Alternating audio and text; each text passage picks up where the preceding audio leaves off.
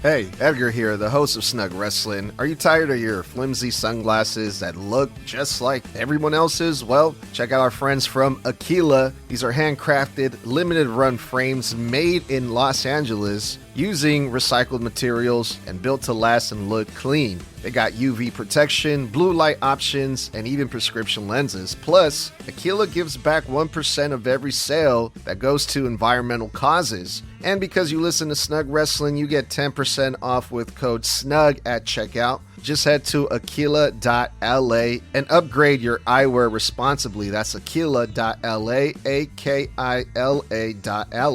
Save 10% off with promo code SNUG. Hey, this is your Olympic hero, Kurt Angle, and you're listening to Snug Wrestling. Oh, it's true. It's damn true.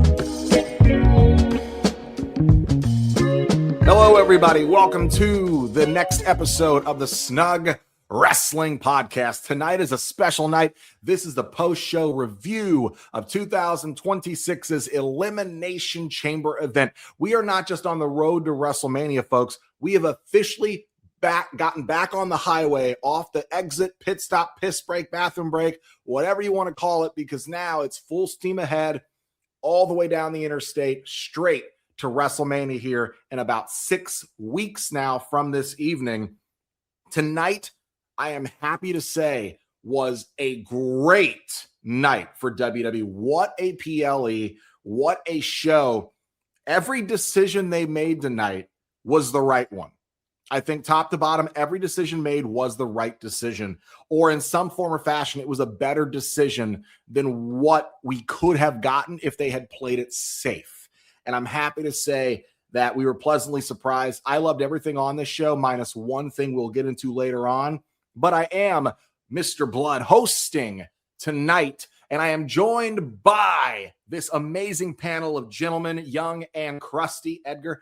And as far as that is concerned, guys, we are going to get into this. But beforehand, without telling or spoiling any of the results, because we're getting into this, just give us the general synopsis of how you felt of the show tonight. But again, I am joined by Toxic Tommy and the head and founder of Snug Wrestling, Edgar. And again, my name is Mr.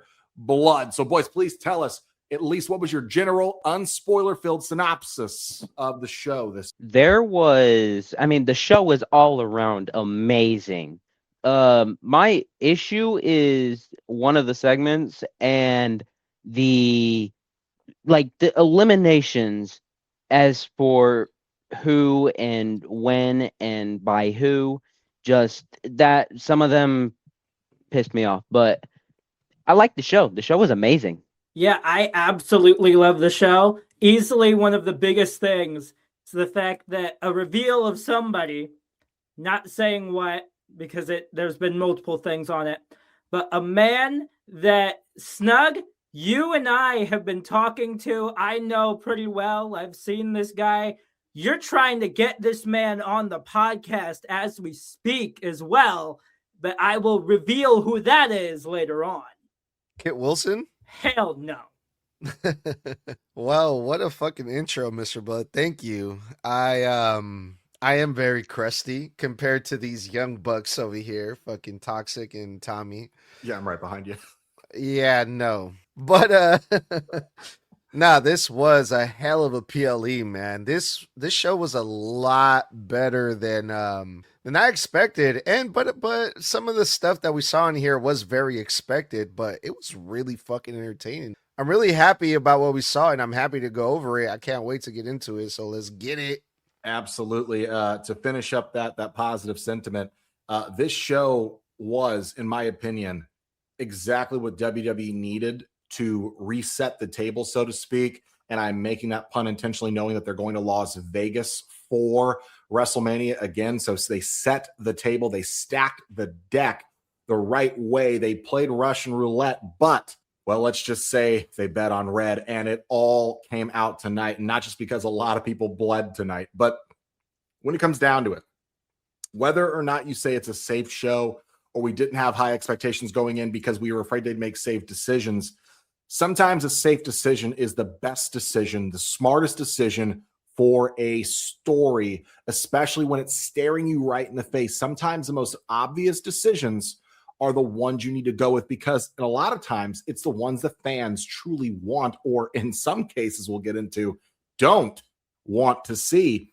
But all in all, I expected this PLE to be massively entertaining. I knew it was going to be entertaining. It's my favorite match type in WWE. I expected to be entertained, whether or not I liked who the winners were going in ahead of time, knowing who was going to win, just, predicting it. I at least knew I'd be entertained. And I was heavily entertained. And that is where we're going to start out with what I thought was, in my opinion, going to go down in history as probably one of the most underrated women's chambers matches in history. And I know I'm just saying that, as recency bias. This show just went off air and this match aired 3.5 hours ago or more, but I can already feel how underrated this chamber is going to be. We had an amazing lineup here. We had, Asuka, Raquel, Alexa, Kiana James, Tiffany Stratton, Rhea Ripley. I mean, this was such a full match of talented women. With what I loved about this, especially getting Kiana James in there, in my opinion, was great. Getting some shine on these call-ups, proving to these fans that WWE is not just going to throw these call-ups to the wayside anymore. They're actually going to invest time in them. And we've seen that on this Monday night and Friday night SmackDown roster of them really putting this new talent, this last current generation over like Rover in the last 6 months, man. Let's get into this. So the match was awesome. A lot of great spots. I never thought I'd say this. Raquel Rodriguez, MVP of this match.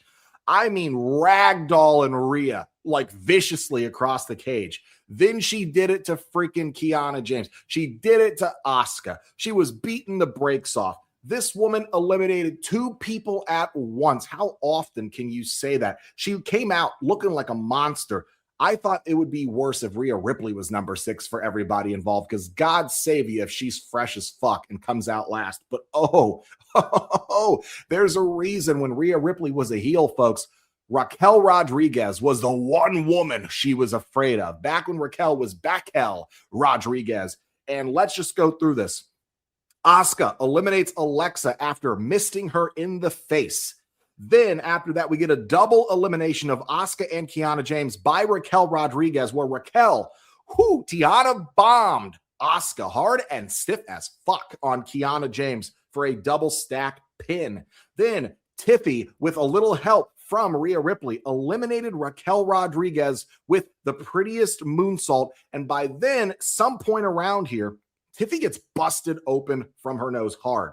She got bopped hard. She's dripping. She's showing color, but the fight's still on. And this is a great last final few sequences with her and Rhea. But ultimately, whom we all predicted, the one that made the most sense, the one that I shouted from the rooftops it had to be, was Rhea Ripley winning the chamber. This was an intelligent decision. I don't care how telegraphed it was. You want to stack out this WrestleMania this year when you're trying to still sell tickets, when you're 19% and 17,000 tickets down from last year this time. You need marquee matches. And if Bianca Belair was the dream match you wanted to have for Jade Cargill, and she's out injured and she can't come back and have this power versus power, muscle mommy versus muscle mommy match, well, there's no better stand-in for Jade Cargill to truly get a test of how great a champion she can be or could be without her having to run through the biggest woman in the professional wrestling industry today, the most popular in that of the Eradicator, Rhea Ripley. Gentlemen, your thoughts on this match? I thought this was absolutely fantastic. So out of the 4 matches, they were all amazing, but this one stands out to me a little bit more because you just don't know what's going to happen. I mean, you can clearly tell what's going to happen in all the others, but this one, I was genuinely confused on what was going to happen next.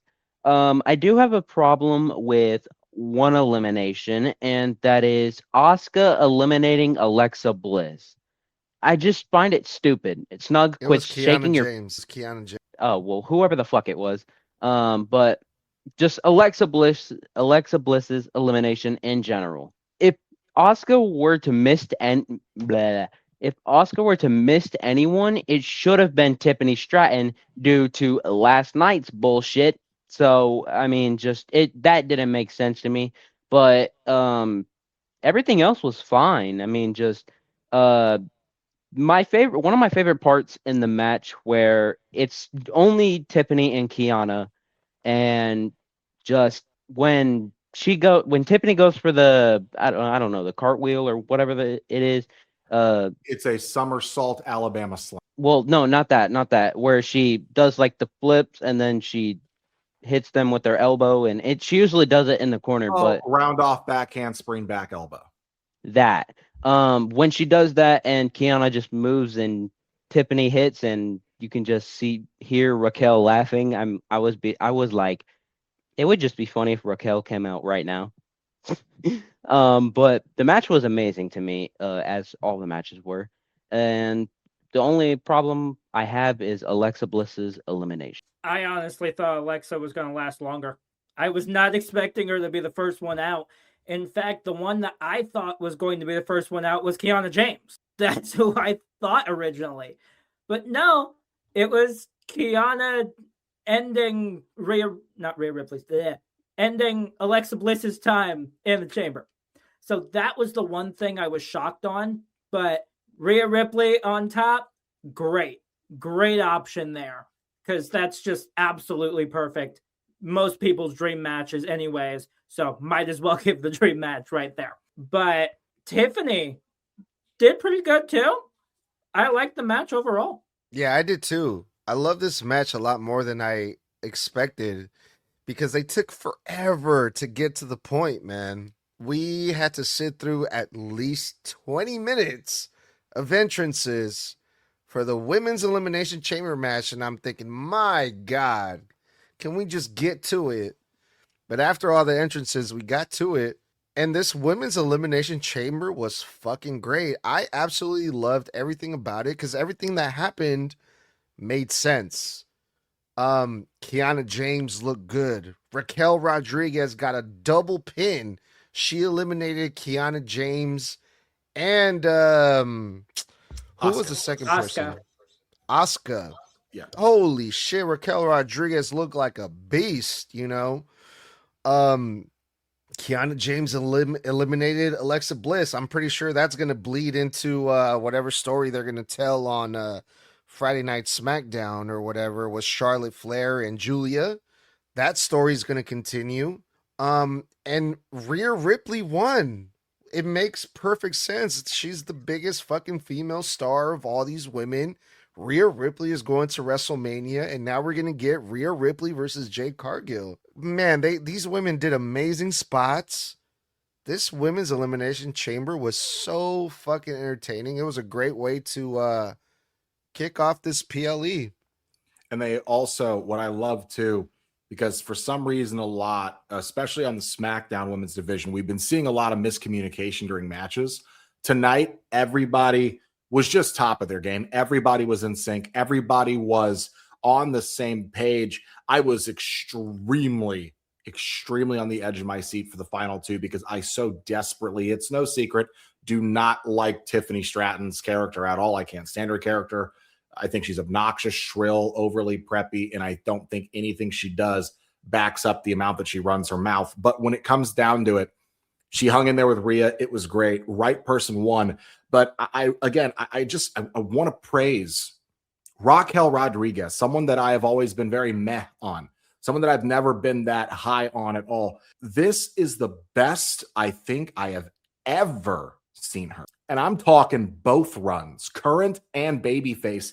I think this was legitimately the most aggressive, the most vicious, the most threatening, the most, she could win that I've ever fucking actually believed and felt. I believed everything Raquel Rodriguez did here tonight. You can quote me on that, folks. I am now a Raquel Rodriguez fan, and this match is the reason for it. Hats off to you, Raquel. You absolutely slayed. All right, gentlemen, moving on to what was also another extremely pleasant match to watch. My girl, bro, the home girl before Charlotte, AJ Lee versus Becky Lynch. Man, oh man. This match could have gone any way. This is the first singles match of AJ's career in the last 10 years. And it's for a championship. And you have to remember, ring rust is still a real thing, especially when AJ has only been in 2 matches since returning. And they were both matches where she could rely on other people to cover any weaknesses she may have had, any ring rust she might have been dealing with. She was in a tag match at WrestlePalooza. Her husband could take some of the actual wrestling, some of the bumps, make things look a little cooler, keep her out of the ring a little longer. Same thing at freaking War Games. She's in there with like 3 or 4 or whatever other women on her side that can also protect her weaknesses. And boy, oh boy, man, I shouldn't have worried at all, because let me tell you, I forgot. This girl was my favorite diva of all time. I forgot how fucking good AJ Lee is as a technical wrestler. Man, oh man, some of the sequences in this match, some of the reversals she pulled out that looked so fucking effortless, I really want to highlight, because I texted Snug Edgar about this during the match. That power, like she was up in like an electric chair, did a seamless reversal into a power bomb position on top of Becky's shoulders, then seamlessly transitioned into a roll down fucking arm drag. And it looked so perfect, so crisp. I thought I was watching fucking Kurt Angle for a second, the way this girl moved like water. AJ looked amazing. Becky healed it up. She was entertaining as hell. This was seamless technical work. Both these girls just have chemistry. I'm going to say it. They've got chemistry. Becky took control for a good portion of the middle of this match. Then we get the ref bump, chicanery. Jessica Carr doesn't just go down. She gets freaking bumped in the corner. Then she gets hit again. And then she gets fucking kicked across the face and goes down. This is, of course, where Becky tries to cheat, gets a chair, tries to, obviously, AJ tries to reverse into a tornado DDT off the top turnbuckle, gets reversed, DDT'd on it herself. And then we get a near fall that I thought was legit going to be the end of the match for AJ. Jessica Carr, proven again, she's the GOAT women's referee, because when Becky was going to try to run AJ's face straight into the exposed turnbuckle, Jessica Carr said, no, don't, you are not doing that on my watch, which left an opening for AJ. And then we had the third tap out of AJ Lee over Becky Lynch. And keep in mind, AJ had already gotten a visual tap out from Becky just moments earlier while Jessica Carr had initially gone down. AJ wins by submission. She is officially Women's Intercontinental Champion. This is fucking awesome, because that is a workhorse title. And if y'all remember anything about AJ and her come up in the old days of the Divas division, she was the best thing about the Divas division for several years. She is a workhorse, and this is perfect. Talk about building a marquee fucking lineup of matches for WrestleMania, because now we already know what we have on the card. We'll get into it at the very end of the show. We're going to talk about every match that's already on there. We're going to name them so we can go over them. But this WrestleMania card is really starting to fill out. Don't know who Becky's facing, but I can imagine it's a rematch of some kind. But this shit was awesome. Yeah, I mean, complete and utter banger. The same way about the Elimination Chamber. I was like, what is AJ going to do? Or what is Becky going to do? Because at some parts it felt like that both of them were helpless on where they were in the position in the match. But I am so happy that AJ Lee won, because I am getting fucking bored of Becky Lynch with the Women's Intercontinental Championship. I'm so glad it's almost like Jade Cargill with her title. It just needed to get off her. That's how it felt to me. But the only problem I did have was really obvious, and that's AJ's ring rust. That kind of it kind of like, I don't even know the word for it, but I'm just happy that AJ won, and the match was okay, but it was still good. Well, surprise, surprise to absolutely no one. I'm looking at it right now, boys. Becky Lynch is already complaining. She made an entire tweet just screaming, "Car!" on Twitter. And then the next post is I am calling the biggest and baddest lawyer on the planet.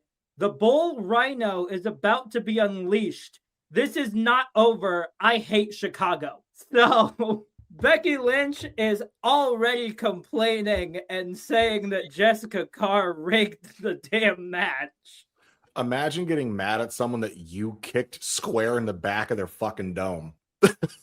Yeah, but this match, I absolutely loved it. I am so happy that AJ Lee is now Women's Intercontinental Champion simply because of the fact that I said this when we did our predictions.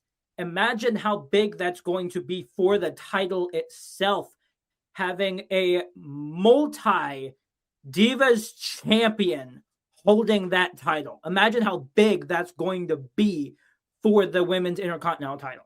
So this is going to be massive, and I cannot wait to see who she faces. I cannot stand Becky for the life of me. However, this match was fucking great from the beginning. From before this match even started, when I saw Jessica Carr was going to be the referee, I was automatically sold on this. I was like, this is going to be fucking good. Jessica Carr is the referee. We're going to see some crazy shit go down right now. But man, this is like, it goes back to everything that I complain about, right? This match right here, one-on-one, two big stars. No matter how much I hate Becky Lynch and I can't stand her, she's a star. Becky Lynch is a star. AJ Lee is a star. They're in Chicago. Babyface versus heel, one-on-one for the Women's Intercontinental Championship.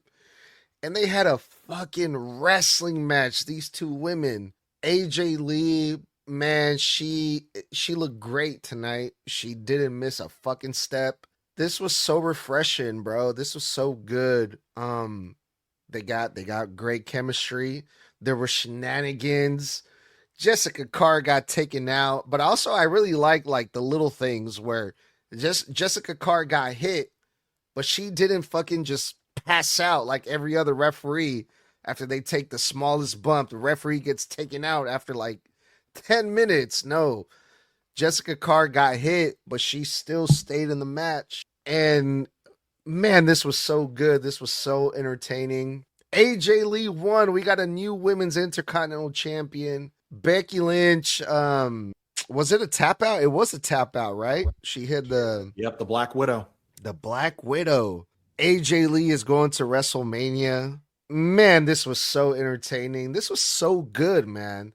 It was so refreshing. What a great fucking women's wrestling match this was. It's one of those comeback matches that you're actually satisfied completely when it's over. You're like, it wasn't just some glory chase. It wasn't just some, they just gave it to her and she didn't earn it. No, she had two visual tap outs on this woman within the last 6 months. She had tapped this fucking Intercontinental Champion in Becky Lynch out 2 other times in match and 2 other times outside of matches.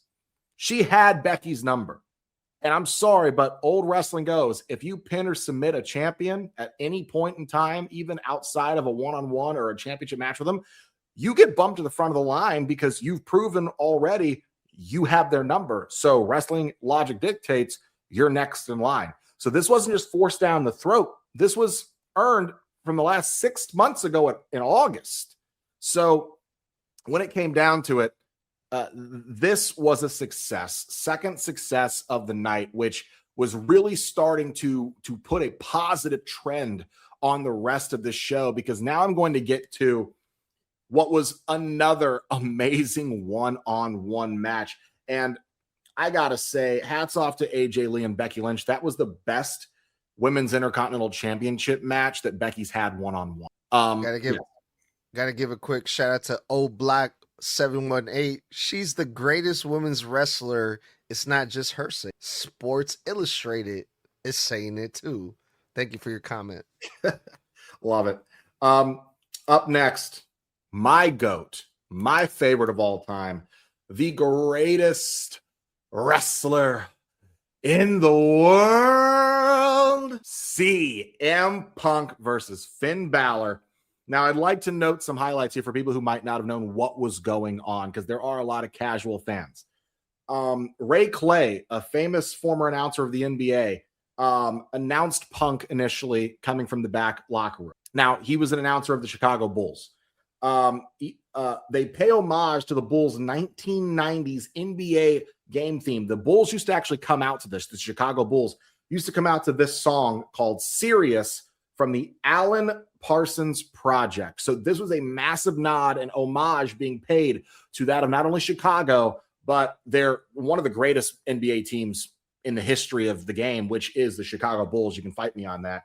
And I just love those little Easter eggs that when Punk goes to Chicago, he makes sure that Chicago knows, hey, I love you, which just automatically brought the crowd's energy up when that song started playing. That crowd knew. This was great.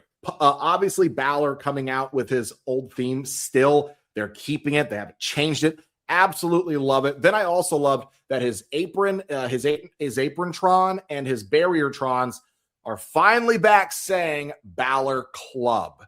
Love that too, because it used to be on the back of his jacket.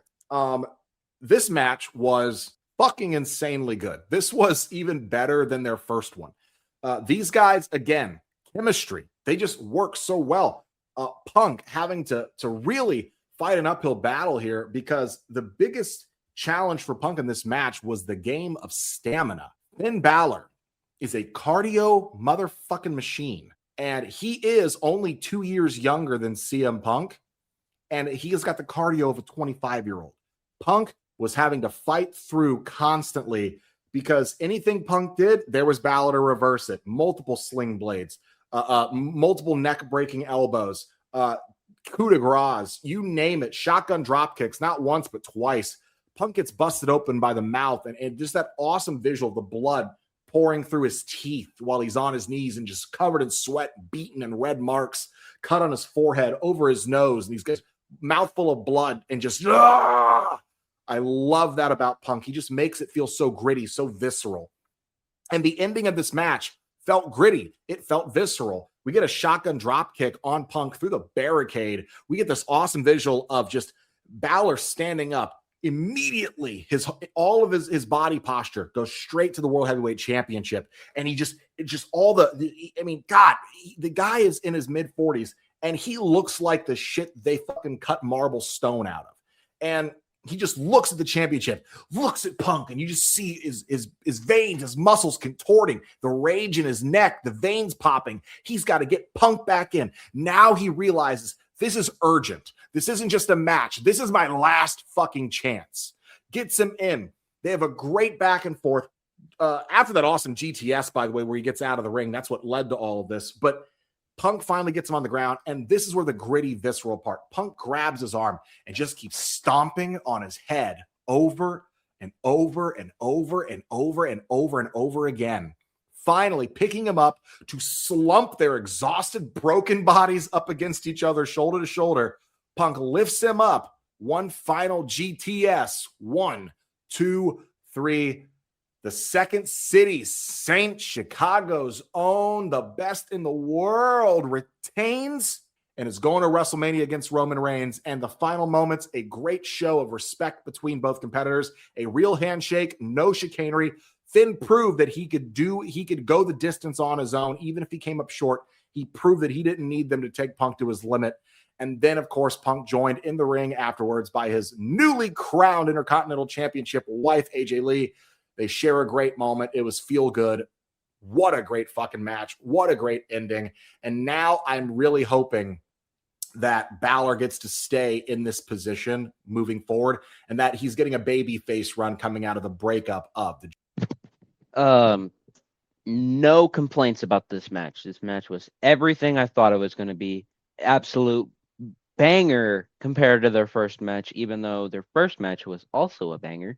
But just the fact that both of their matches took place on, one of them was in home turf and one of them was in enemy turf, that just, I don't know, it did something for the match that, don't mind that, that's my sister's dog. But just the match was amazing. I loved it. God damn, they need to go again. Yeah, I would not mind if this became a 5-match series. I seriously would not mind because these 2 matches alone have been absolutely phenomenal. No pun intended because of AJ Styles, but still, those matches were absolutely phenomenal. And this one, I honestly say they were slightly better than their last one. Like, it's that damn good that these things are pretty damn close for me. So, I would not mind these 2 going 5 rounds.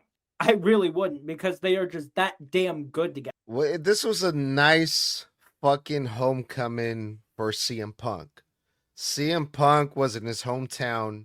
He's the world champion, and he got that introduction. He had the main event world champion big fight feel. Even though he wasn't the main event, they gave him the attention of a world champion that he deserves. This is his hometown.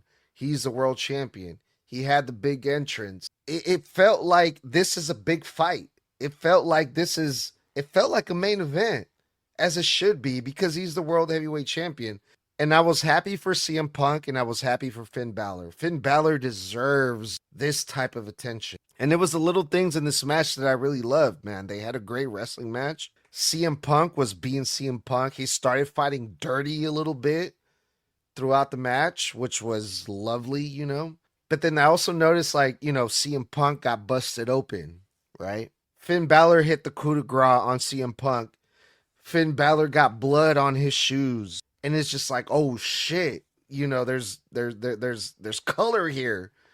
You know, the match was violent. It got gritty. It got dirty. It got nasty. And that's what a fucking world championship match should be. And CM Punk, he won. The right guy won in this match. I don't think, as much as I love Finn Balor, the CM Punk winning was a right move, right? However, this is not the last time. I had that feeling like this is not the last time that we see Finn Balor in this position in the main event world heavyweight title shot position. CM Punk, he's a great champion. But also keep in mind, how old is CM Punk? CM Punk is on his way out. Finn Balor is younger than CM Punk. Finn Balor is the next up. I feel like after CM Punk is out and he's done, Finn Balor is next up. So this is, to me, an introduction for Finn Balor. And pretty soon we're going to see Finn Balor in this position that CM Punk is in. So like a rehabilitation of Balor back into the main event scene. Yeah. I mean, keep in mind, they're only about 2 years or so apart, 2.5, maybe 3, because Punk's like 48 and Finn's about 46 or almost 46. But at the same time, Finn, like I said, wrestles like a 25-year-old. Looks like he was literally birthed and cut from fucking marble, like a Greek god. When they were doing the weigh-ins and the way the light was contouring him, we took his shirt off. I was like, God damn, bro. I was like, we ain't worthy. Like, you know, like all I could think was, I really got to stop eating bread. Like, you know, it was insane. It was insane. And look, this match, and you know what? Perfect examples. This match and SummerSlam with Gunther and CM Punk are exactly why the World Heavyweight Championship is the workhorse world. There is a fucking reason, because the Undisputed Championship is also considered a world title. It is categorized as that as such when you look it up. So we have 2 world titles. One is undisputed, but I'll be goddamned and rip Cody off here. One is undeniable, and that is the fucking World Heavyweight Championship. This was a workhorse match. These dudes beat the fucking piss out of each other. And it was, in my opinion, fuck everybody else, I can't see this being lower than 4.5 stars. I just can't. And I could have watched another 8 minutes of it because it was that good. But again, hats off. Third positive, just incredible step of the night leading into the road to WrestleMania. But now, unfortunately, we're going to get into the lowest of the low, the only miss of the night, the worst thing to come out of this motherfucking PLE, the dumbest shit of the dumb that I had already ranted about earlier on Monday Night Raw and said was the dumbest of the dumb. The mystery box reveal. This was no fanfare going in. It was just, hey, lights go out, Nick Aldis, Adam Pearce on the stage. They pretend to fucking use crowbars to pry the door off. It's set up so it's lined up at the stage. So there's a hole for people to pass through. They open it, and a bunch of weird, sexy-looking demon magician ladies come out and start doing weird dances to some weird-ass music. And then all of a sudden, Danhausen, formerly of AEW, comes out to initially a pop because people who were just like, oh, cool, yeah. And then the fanfare stopped immediately as he made his way down, making weird gestures, dancing, or whatever the fuck he was doing.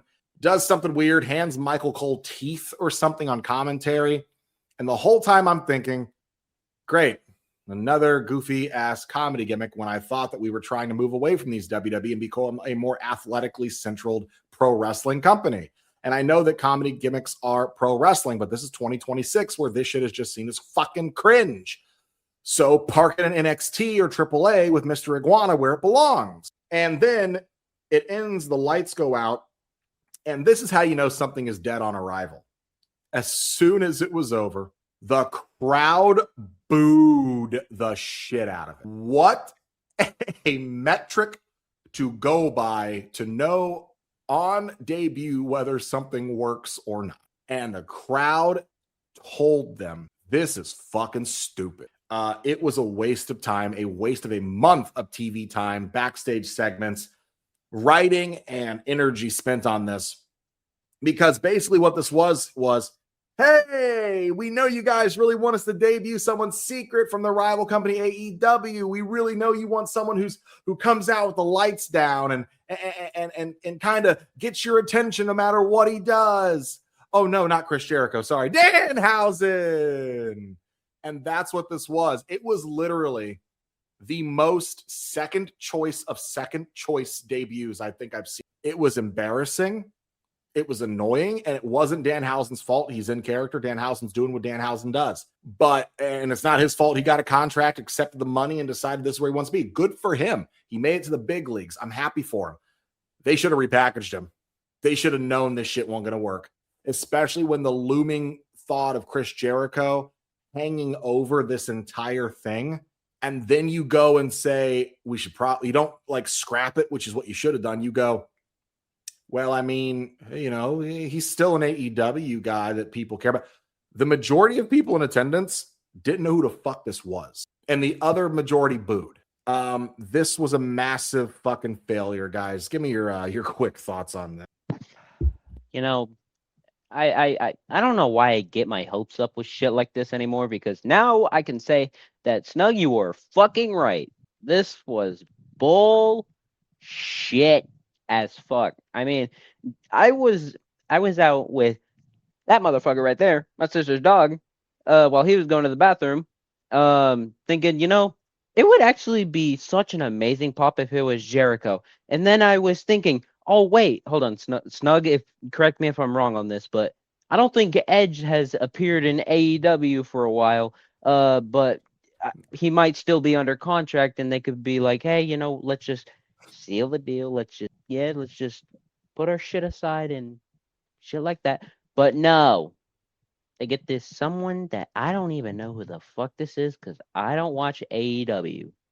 I mean, that's literally the only way you know the dude, unless you watch AEW. I mean, they could have done some other, if they want to stick with the vampire gimmick, they could like mix, I don't know, like Undertaker and Kane.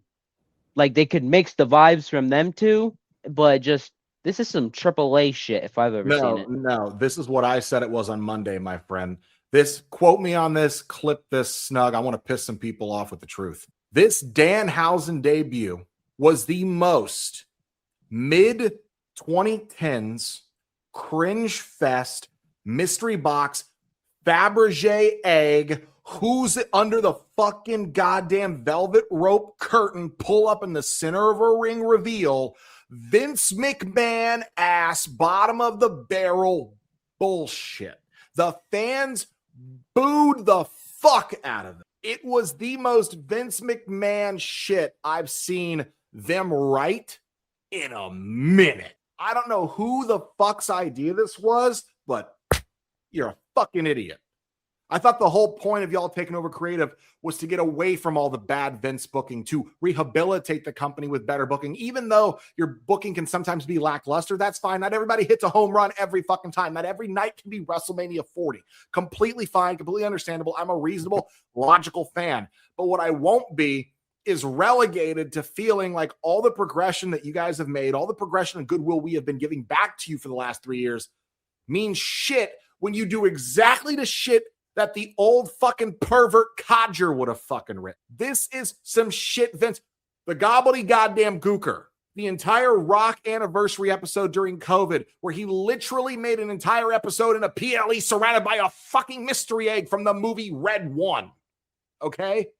The fucking Sting reveal in the middle of the ring. Pull up the curtain. It's me. It's not a statue. My God, it's Sting. He's here in the WWE. Like, this is the most Vince McMahon shit you've done in forever. Danhausen's, and keep this part in too, Snug. Danhausen, not your fault. I am happy for you for getting a WWE contract. Amazing. You deserve to elevate your career whenever you get an opportunity. Completely. This is not your fault that this was a failure. It was their fault for not reading the room. And I'm sorry that the audience told you that it was your fault because they booed it when it was over hard. And that's not on Danhausen. That's on a company that's been around for fucking 70 years that should have goddamn known better. It was embarrassing. And it was at Danhausen's expense, and that's fucked up. The only thing I have left on this is that this is the only thing that I have to agree with the negative fucks that are the IWC when they complain about the booking of this. This is the only thing I will complain about with them because what the fuck? And this isn't even Dan's fault. Keep that whole rant, by the way, Snug, so people don't take my shit out of context. And I absolutely loved it. I found it absolutely hilarious. I really did. Because you may come after me for it. You may come after me for it because I know you two hate it. I'm pretty sure Snug found it interesting, I guess. I don't know. He's the main one who watches AEW. He and I were shitting all over this in text during the segment. Okay, so never mind. I stand alone, which is completely fine. I am fine with standing alone. So I will say that this entire thing, as stupid as it was, fits Danhausen's gimmick perfectly. It really does. Because people may go, oh yeah, like this was really stupid, dumb. This didn't need to happen. But this entire thing is right up Danhausen's alley. Like it is great. But it might fit Danhausen, but does it fit modern day WWE? That's the problem. The Undertaker's character in gimmick would not work today if it was made and started today. And Toxic, I did look it up, and it's not going to happen with Edge. His contract is scheduled to go through apparently October of later this year. Pretty sure he's injured right now. But his contract with AEW is apparently supposed to go until October. Not no, sure if they're just going to add whose contract? Edge. They'll extend his contract because of injury. They'll add the time on the back end of it. They always do. They always do. He'll be around for a while. Edgar, give me your unfiltered thoughts on this, please.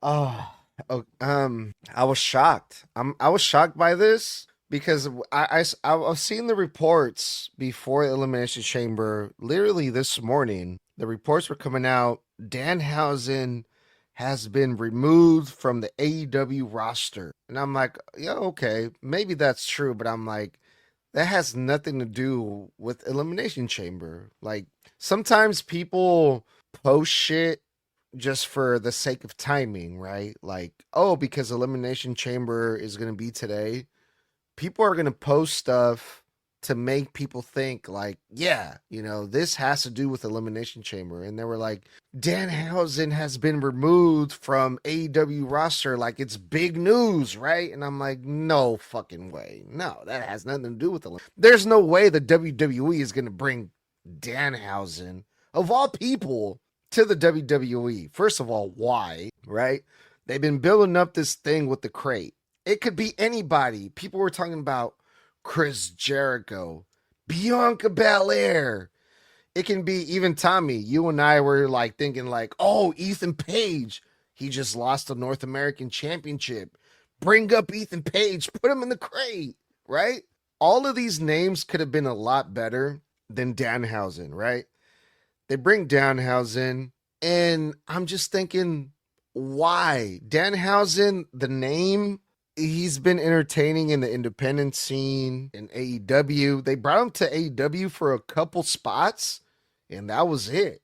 Like, they didn't even use him in AEW. So I'm like, why would they bring him to the WWE other than merch and sales and, selling goofy fucking gimmicks or whatever?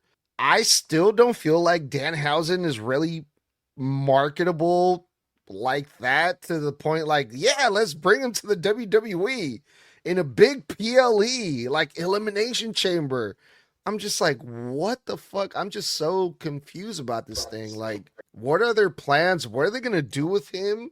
What is the point of all of this? I don't get it. His gimmick is really only marketable to smaller children because, and I mean smaller because today's day and age kid, like you got 7-year-olds with fucking smartphones that don't play with action figures and toys anymore. They're on Fortnite. They're gaming on PlayStation 5 and on PC at like 6 years old, 7 years old now.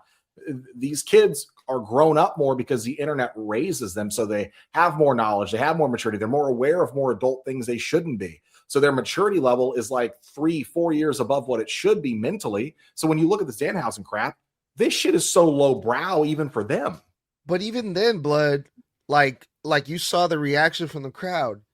I know who Danhausen is because I watch AEW. I live on the internet. I know what's going on the independent scene. But these fans in Chicago, they're just like, half of them are like, who the fuck is this?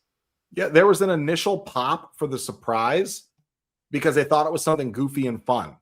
And then the moment they realized, oh, I don't know who that is, they probably thought he was the guy that was introducing somebody else.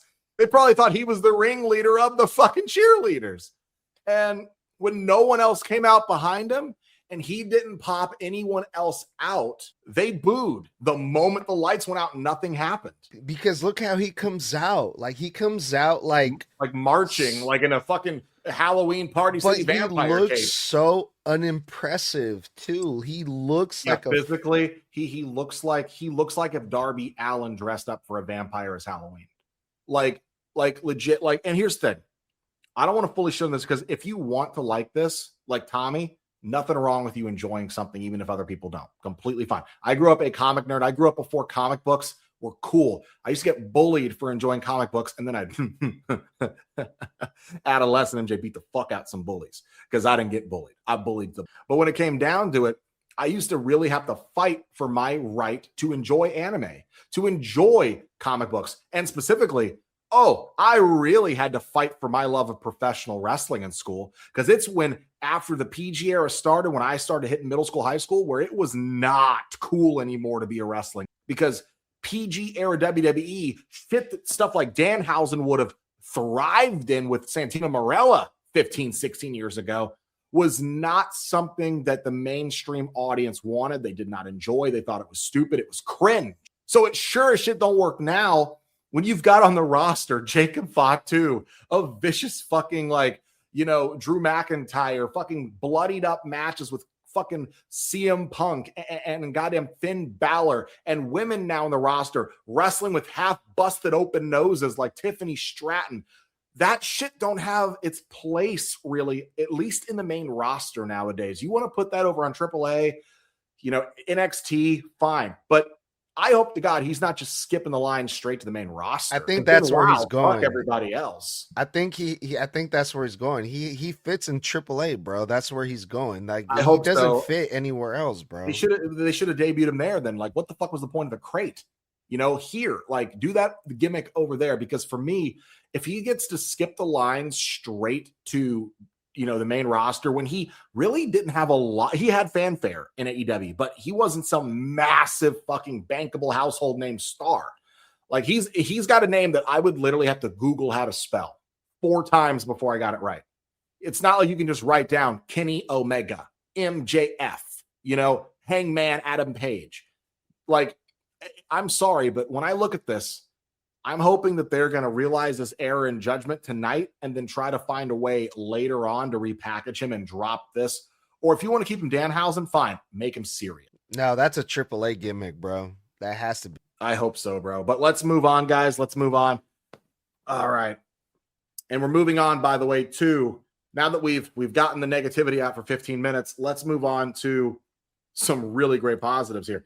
The main event, the men's Elimination Chamber match. Now, there is one gripe I have about this that me and Snug talked about in text. I'm on Eastern time, folks. So the first entrant, Trick Williams, comes out on my TV at 9:14. His entrance starts. Cody Rhodes' entrance and the bell rings at 9:33. It was almost 20 fucking minutes of entrances where the first 2 or 3 guys all had to, have a dick measuring contest of who could climb the highest and get the fans to react the most.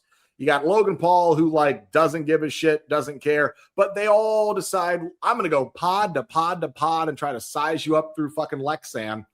And the whole time I'm just like, get in your fucking pod so the match can start. Randy comes out with the slowest entrance in wrestling history next to The Undertaker. And I even text Doug and said, thank God The Undertaker's not in this match. We'd be here all night.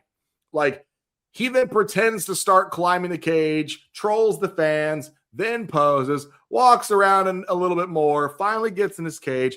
Then Snug texts me, I'm going to make a drink, bro. I said, you might as well. You got 2 fucking entrances left. You might as well go to the grocery store. Then we get Javon Evans, who comes out. I'm thinking, oh, thank God, the quick guy. He'll be quick. Starts climbing all the way to the top of the cage from the outside of the Elimination Chamber. And I'm like, for fuck's sakes. He hops down, gets in the ring, sizes up everybody again. All right, I'm like, okay, all right, cool, we're done, right? Then he climbs up to get on Randy's pod. Then he climbs up to get on Logan's pod. And I was like, for fuck's sakes, get in the ring. And then finally, wrestling has more than one royal family. I was like, Cody, please. And this motherfucker does his full entrance, gets in. And I think for the first time ever, I could say Cody Rhodes had the shortest entrance in a match. He actually got down to business. Fuck. Anyway. Oh, and the ring announcer, I had to write this down.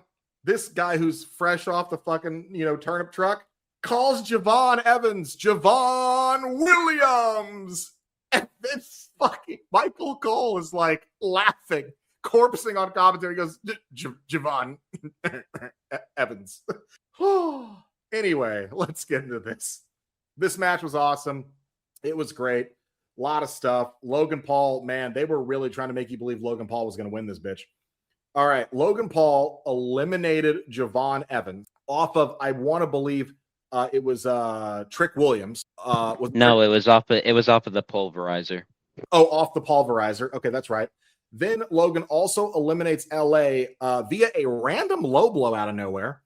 There was also a botch from LA where he tried to go up for his megastar elbow and he slipped off the top on accident, recovered, tried to do it good. He also hit an amazing BFT in this match on Javon Evans right on top of a pod, which was awesome.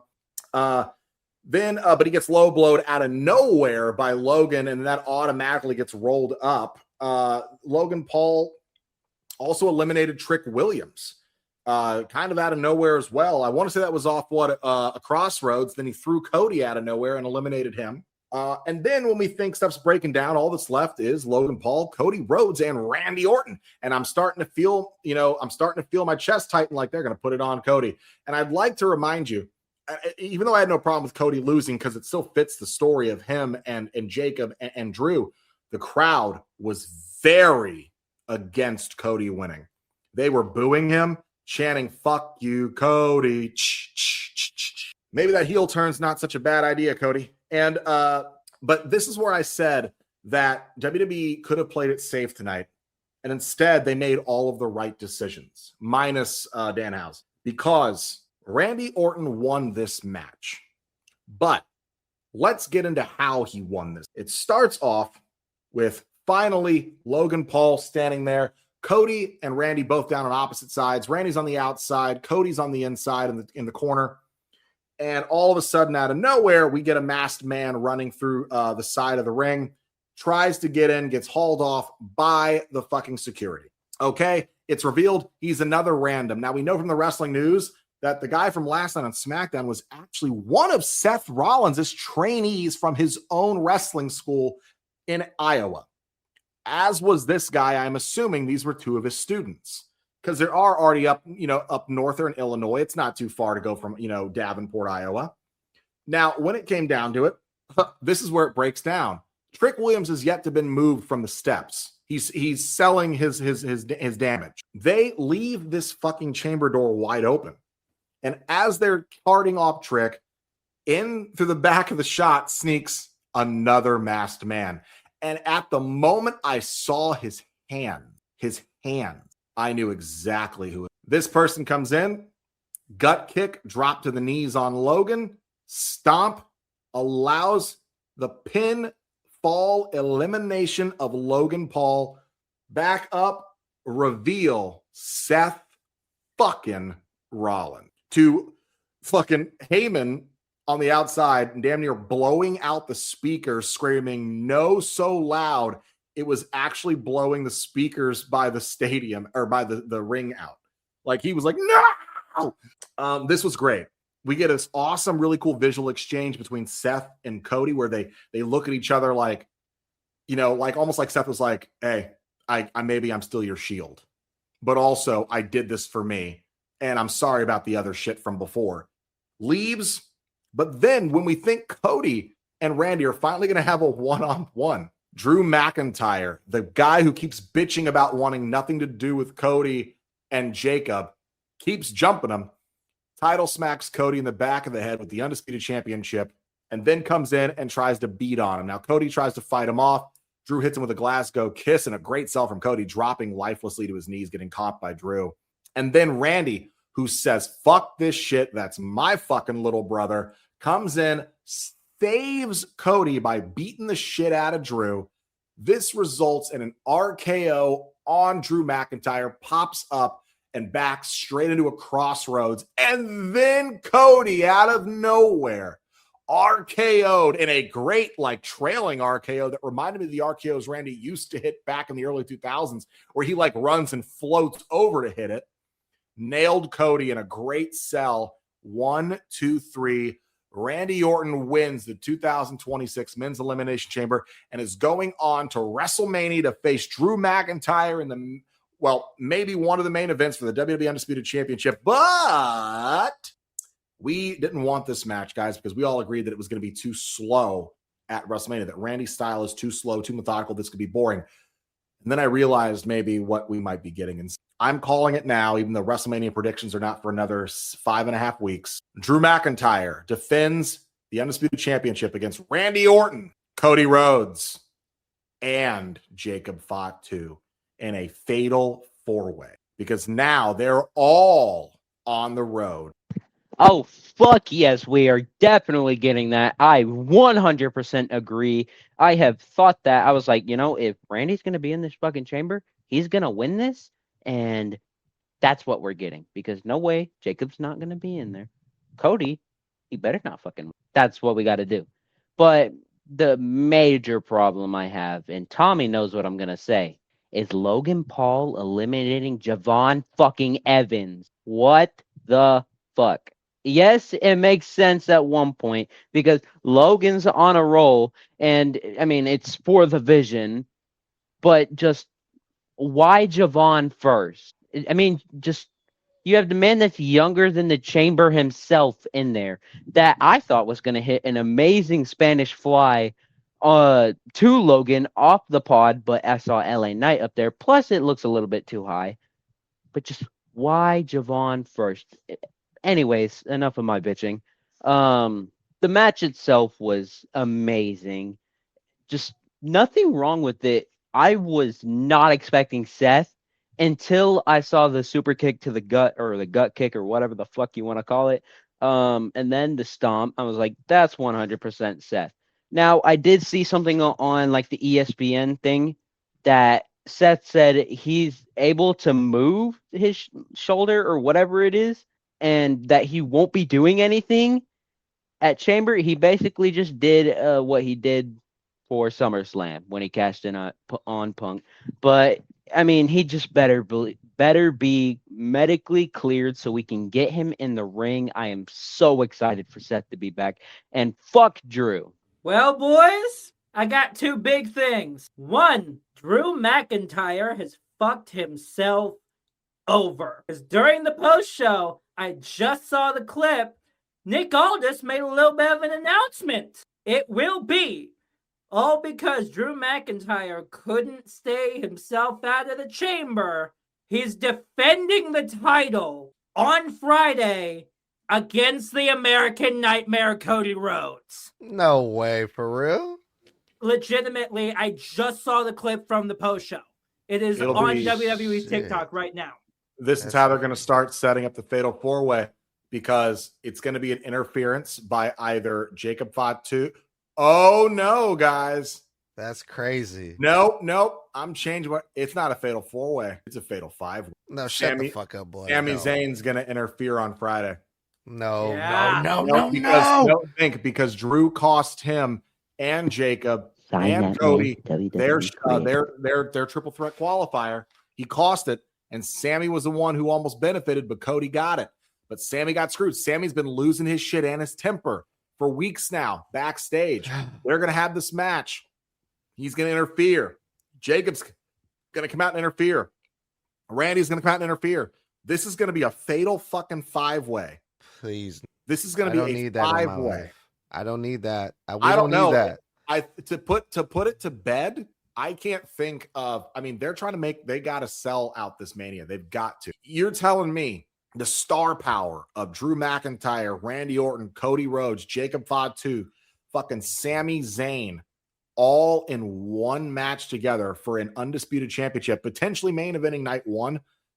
That match, those are all workhorses. That's going to be that match would be insane. And the best part is there's so many men in the match, any one of them could win.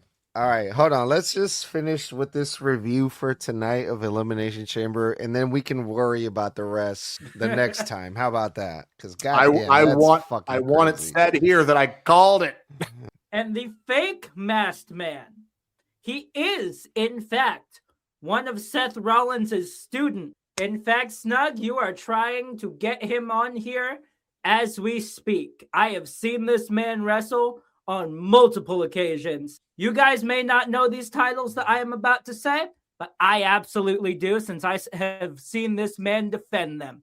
The former Iron Spirit Pro Tag Team Champion, the former, as well, Iron Spirit Pro Downstate Champion. Is it your homeboy? It is my homeboy, Sabotage Sean Logan. This man is a student of Seth Rollins, which is why he was in Chicago doing that spot. So happy with that he got to be shown off and all of that. In fact, it was revealed that he was also one of the security guards on Friday as well. So massive thing for him. But the match itself, I absolutely loved it. I completely thought that it was going to be Cody, because I thought that was a foregone conclusion and all of that. We basically all did. But Randy Orton, still not a bad option anyways. There were multiple guys here that could have been bad options. Logan Paul, God, no. Javon feels like it's a little bit too early, despite how good he actually is. And same thing with Trick Williams. LA Knight, okay, great. Would have loved that. Randy Orton having his shot, great. He's now in there. But Seth? This is going to look so damn good. And I can't wait to see where the hell this goes now that he's back. God damn, man. A fucking great main event for this PLE, man. Starting from the bottom, man, Javon Evans kicked things off with Cody Rhodes right off the bat. Holy shit, Javon Evans and Cody Rhodes in the same ring. God damn. That's fucking dope, right? And then Logan Paul looked really good too in this main event. Logan Paul got 3 eliminations? Fucking dope, man. Seth Rollins coming back.